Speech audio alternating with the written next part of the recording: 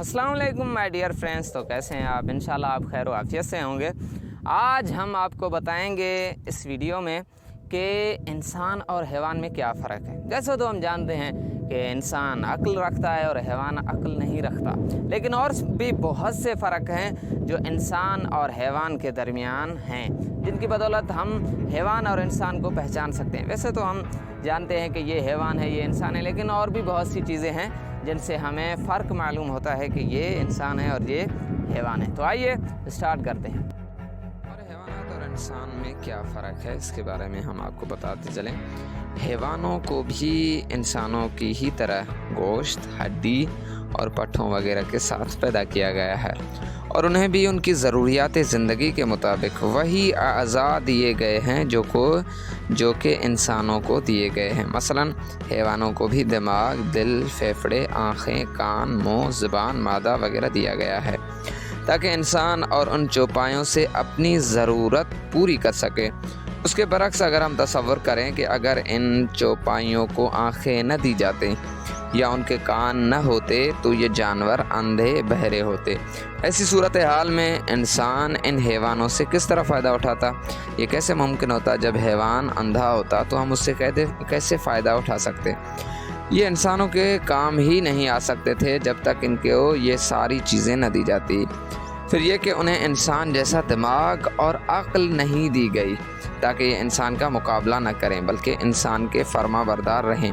इन पर बोझ लादा जाए या कोई और काम लिया जाए तो ये सरकशी ना करें। अब यहाँ तुम कह सकते हो कि इंसान के ग़ुलाम भी तो होते हैं, जो नौकर चाकर मज़दूर भी होते हैं और ये साहिब अक्ल भी होते हैं, अक्ल भी रखते हैं, उनके बावजूद इंसान के फर्मा बरदार होते हैं।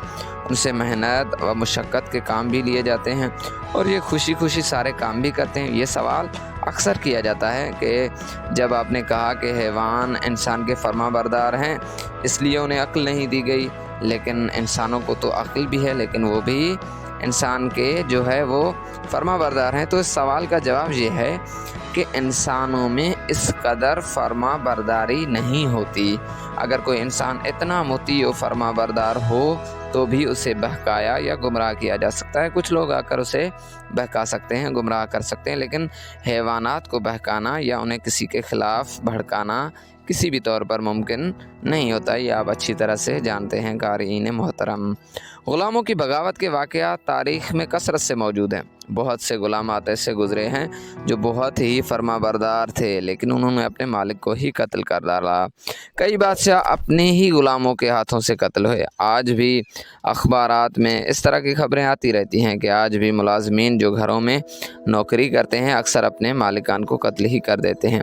उसके अलावा बारे बरादरी, खेती बाड़ी और दूसरे कामों में जिस कदर काम हैवानात कर सकते हैं वो काम इंसानों के लिए करना बहुत ज़्यादा मुश्किल है। मसलन एक ऊँट जिस कदर वज़न उठाकर दूर दराज का सफ़र कर सकता है, इस कदर वज़न उठाने के लिए बहुत से आदमियों की ज़रूरत पड़ती है। इसी तरह सख्त ज़मीनों पर अपनी ताकत से हल चलाना इंसान के लिए मुमकिन नहीं है, लेकिन बैलों में इतनी ताकत होती है कि वह सख्त ज़मीन का सीना आसानी से चीर सकते हैं। गधे, घोड़े, खच्चर पहाड़ों पर जिस कदर सामान उठाकर चल सकते हैं, इस कदर सामान लेकर पहाड़ों और ऊंचे नीचे ख़तरनाक रास्तों पर चलना इंसान या गाड़ियों के लिए मुमकिन नहीं है।